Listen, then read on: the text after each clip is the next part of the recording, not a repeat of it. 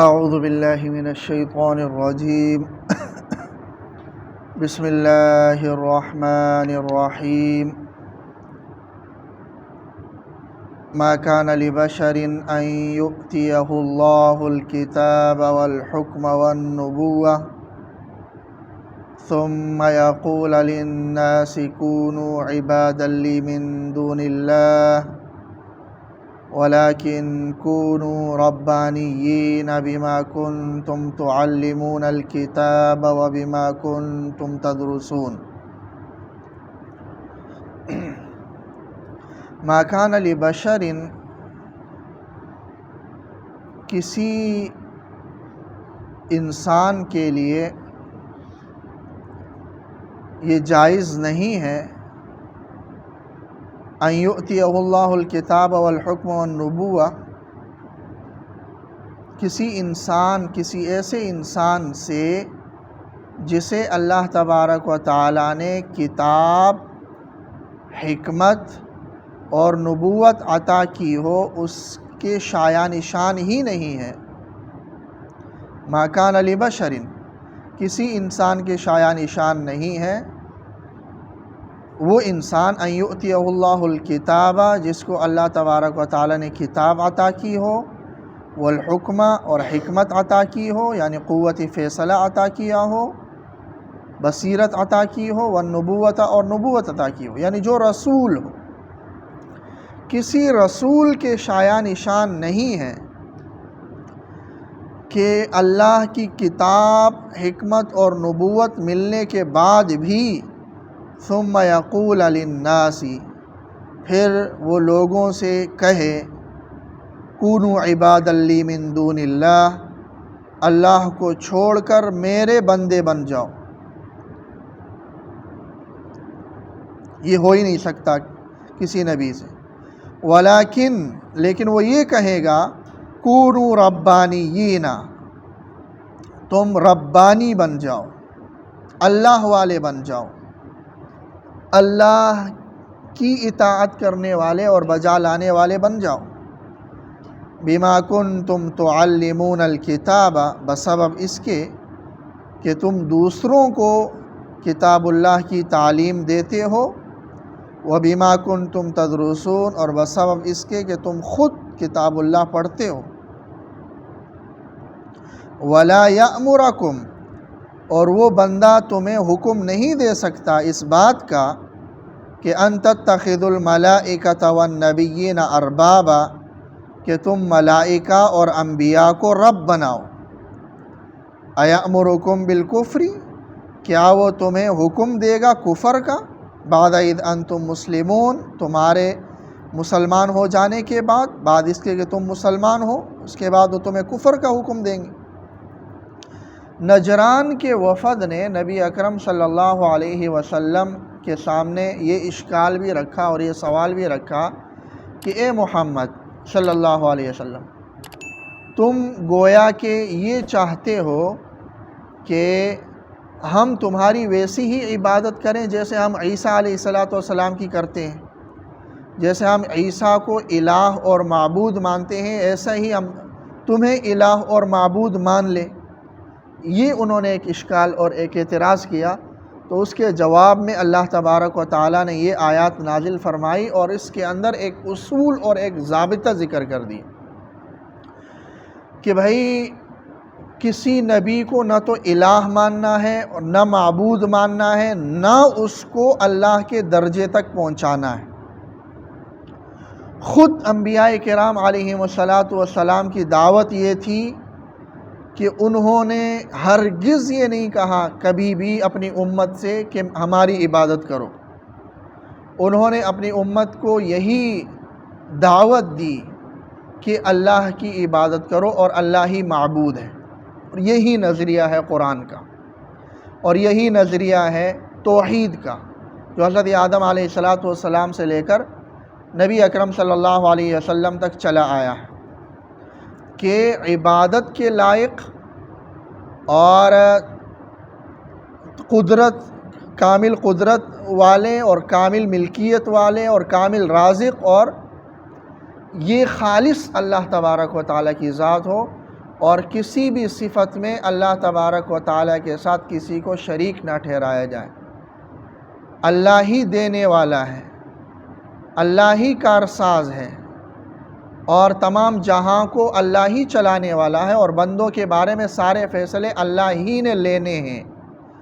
ملائکہ اللہ تبارک و تعالیٰ کی فوج ہے، وَمَا يَعْلَمُ جُنُودَ رَبِّكَ إِلَّا هُوَ، اللہ کی فوج ہے وہ، جو اللہ تبارک و تعالیٰ کے احکامات کو نافذ کرنے پر مقرر ہیں، پہنچانے پر مقرر ہیں۔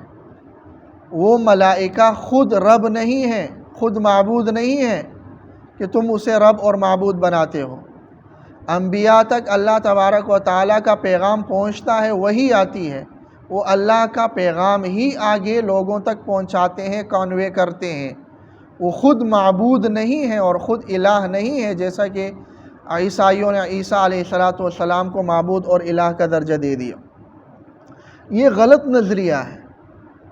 تو وہ تو یہود اور نصارہ تو چلے ملائکہ اور انبیاء کے بارے میں یہ عقیدہ رکھتے تھے، موجودہ دور میں تو ایسے گروہ موجود ہیں جو انبیاء اور ملائکہ کے علاوہ عام لوگوں کو، یعنی جو انبیاء نہیں ہیں، کچھ صحابہ کو اور کچھ اولیاء کو گویا کہ داتا قرار دیتے ہیں۔ یہ غلط ہے، یہ قرآنی نظریہ نہیں ہے۔ داتا قرآنی نظریہ کے مطابق صرف اللہ تبارک و تعالیٰ کی ذات، صرف اللہ تبارک و تعالیٰ ہی دینے والا ہے، اور اللہ تبارک و تعالیٰ کا ایک نظام قائم ہے، وہ اللہ تبارک و تعالیٰ اس نظام کے تحت اللہ تبارک و تعالیٰ دیتے ہیں۔ اللہ کے علاوہ کوئی بندوں میں سے، انبیاء اور ملائکہ کے علاوہ کوئی بھی اللہ کا نمائندہ نہیں ہے۔ انبیاء اور ملائکہ کے علاوہ کوئی بھی اللہ کا نمائندہ نہیں ہے۔ بہت سارے لوگوں کا ایسا نظریہ ہے کہ مشرق کی طرف کا رزق کی تقسیم اللہ نے دی ہے فلاں غوث کو، اور مغرب کی تقسیم رزق کی فلاں غوث کو دی ہے۔ یہ غلط نظریہ ہے۔ اللہ کے نمائندے صرف ملائکہ ہیں اور انبیاء ہیں۔ انبیاء کا سلسلہ ختم ہو گیا تو اس لیے ملائکہ کا آنا بھی ختم ہو گیا۔ جبریل امین علیہ السلام نے آنا تھا انبیاء کے پاس، انبیاء علیہ السلام کا سلسلہ ختم۔ اب اللہ تبارک و تعالیٰ نے کیا فیصلہ کیا ہے یہ کسی کو نہیں معلوم۔ کوئی بھی اگر یہ کہتا ہے کہ اللہ تبارک و تعالیٰ نے یہ فیصلہ کیا ہے اور 10 سال کے بعد یہ ہوگا اور 20 سال کے بعد یہ ہوگا اور فلاں ہوگا وسطیٰ ہوگا، وہ جھوٹا ہے، سراسر کاذب ہے، جھوٹا ہے، اور اس کی باتوں میں قطعاً نہیں آنا چاہیے۔ اور جو یہ کہتے ہیں کہ بھئی ہاں تم فلاں جگہ شادی کرو گے تو یہ ہوگا اور یہ ہوگا، یہ مستقبل بینی، یہ اور مستقبل کے بارے میں فیصلے صرف اللہ تبارک و تعالیٰ کو ہی پتہ ہے، اور اللہ کا موجودہ زمین پر کوئی بھی نمائندہ نہیں ہے۔ تو اس لیے سوائے حضرت خضر علیہ السلام کے، اور وہ خضر علیہ السلام کون ہیں، کس کو ملتے ہیں، کیا وہ ملتے ہیں تو اپنا تعارف کراتے ہیں، یہ کہیں بھی نہیں ہے۔ کس طرح کی شکل کے ہیں، کہاں انسان سے ملتے ہیں، کب ملتے ہیں، کس انسان سے ملتے ہیں، کس صورت میں ملتے ہیں، اس کا کوئی بھی نہیں ہے، کوئی بھی وہ شریعت کے اندر اس کا کوئی وہ موجود نہیں ہے۔ تو اب اگر کوئی اس طرح کا دعویٰ کرتا ہے تو غلط کرتا ہے، یا یہ کہ اس طرح کے دعوے کر کے وہ دین کے احکامات کو اگر بگاڑتا ہے تو یہ بھی غلط ہے۔ یہود نے اپنے مقتداؤں کو یہی کیا، اتخذوا احبارہم ورہبانہم اربابا من دون اللہ۔ یہود نے اپنے علماء کو رب کا درجہ دے دیا تھا کہ جو بھی مسئلہ انہوں نے بنا دیا بس ٹھیک ہے۔ یہاں اسلام میں ایسا نہیں ہے۔ اسلام میں فتویٰ وہی ہے جو اللہ نے دیا ہے۔ اب اگر کوئی عالم ہے، اس نے اللہ کا وہ فتویٰ پڑھا ہے، سمجھا ہے، تو آگے وہ اللہ کا فتویٰ پہنچانے والا ہے، فتویٰ بنانے والا نہیں ہے۔ اگر کوئی عالم اور مفتی فتویٰ بناتا ہے تو وہ گمراہ ہے، غلط ہے۔ فتویٰ دینے والا اللہ ہے۔ یستفتونک قل اللہ یفتیکم، آپ صلی اللہ علیہ وسلم کہہ دیجئے اللہ تمہیں فتویٰ دیتا ہے، مفتی اعظم اللہ ہے۔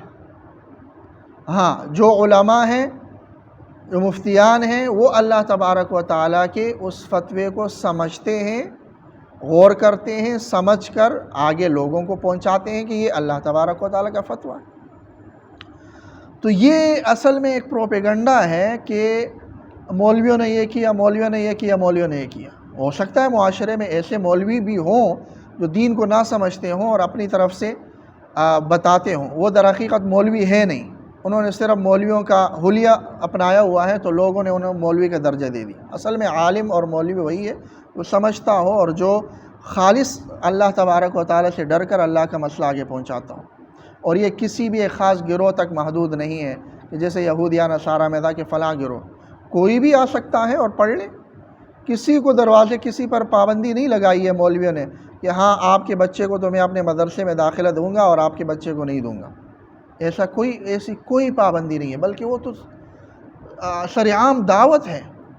کہیں مدارس ہیں اور کہیں مختلف قسم کے وہ مساجد میں سلسلہ چل رہا ہے اور مختلف کورسز ہو رہے ہیں اور سارے اور سوشل میڈیا بھرا ہوا ہے، وہ تو سب کو دعوت ہے کہ آؤ دین سیکھو۔ ہم نے تو یہ گروہی دعویٰ کبھی نہیں کیا ہے کہ بھئی نہیں تم دین نہیں سیکھ سکو گے اور ہم ہی دین سیکھیں گے اور تم نے ہم سے ہی سیکھنا ہے، تمہیں اجازت نہیں ہے یا تمہارے بچے کو اجازت نہیں ہے، ایسا تو کبھی نہیں ہوا۔ تو یہ سب پروپیگنڈا ہے کہ مولویوں نے یہ کیا، مولویوں نے یہ کیا۔ غلط ہوں گے تو وہ اپنی جگہ پر ہیں۔ تو بہرحال اللہ نے یہ اصول اور نظریہ دے دیا کہ نبی کبھی بھی ایسا نہیں کر سکتا کہ وہ کہیں کہ میری عبادت کر لو یا میں اللہ کے اوصاف اپنے لیے ثابت کروں۔ تو جو ایسا کرتے ہیں، حضرت علی رضی اللہ تعالیٰ عنہ کے لیے جو ثابت کرتے ہیں غلط کرتے ہیں، ائمہ معصومین کا جو نظریہ رکھتے ہیں وہ بھی شرک کر رہے ہیں، غلط کر رہے ہیں۔ نبی اکرم صلی اللہ علیہ وسلم کے بارے میں اگر یہ نظریہ رکھتے ہیں اور نبی اکرم صلی اللہ علیہ وسلم کو مشکل کشا قرار دیتے ہیں یا حاجت روا قرار دیتے ہیں یا کسی بھی درجے میں اللہ تبارک و تعالیٰ کے صفات قرار دیتے ہیں، وہ غلط کرتے ہیں۔ آپ صلی اللہ علیہ وسلم کی خود تعلیم قرآن کا نظریہ بھی ہے اور آپ صلی اللہ علیہ وسلم نے خود اس کی کئی بار تصریح بھی کی ہے کہ بھئی میں اللہ کا بندہ اور اس کا رسول ہوں، تم میرے بارے میں اس طرح غلو مت کرو جس طرح عیسائیوں نے عیسیٰ علیہ السلام کے بارے میں کی کہ اس کو رب کا درجہ دے۔ میرے بارے میں ایسا نہ کرو، حضرت علی کے بارے میں ایسا نہ کرو، یا دوسرے شاہ عبد القادر جیلانی رحمہ اللہ کے بارے میں ایسا نہ کر لو، یا دوسرے کسی بزرگ کے بارے میں ایسا نہ کر لو، یہ غلط ہے۔ اللہ ہی دینے والا ہے۔ ہاں وہ اللہ تبارک و تعالیٰ کے نیک بندے تھے، واقعی اگر نیک ان کے وسیلے سے مانگ سکتے ہو آپ، اللہ سے مانگنا اللہ سے، تو اس میں ایک قسم کی عاجزی ہے گویا کہ میں اس قابل نہیں ہوں کہ میں براہ راست اللہ سے مانگوں، یہ اللہ کا نیک بندہ ہے، اس کا ذریعہ اور وسیلہ دے کر میں اللہ سے، تو در حقیقت وہ مانگنا اللہ ہی سے ہے، اس کی اجازت ہے۔ لیکن اس وسیلے کو آگے بڑھا کر جو گمراہی تک لوگ پہنچے اور براہ راست پھر ان اولیاء سے مانگتے ہیں، یہ پھر شرک ہے اور یہ غلط ہے، قرآنی نظریے کے خلاف ہے۔ قرآنی نظریہ صاف یہیں پر ہے کہ قطعاً ایسا نہیں کرنا ہے، بلکہ کونوا عبادا لی، اللہ کے بندے بن جانا ہے، ربانیین بما کنتم تعلمون الکتاب و بما کنتم تدرسون۔ اللہ تعالیٰ عمل کی توفیق نصیب۔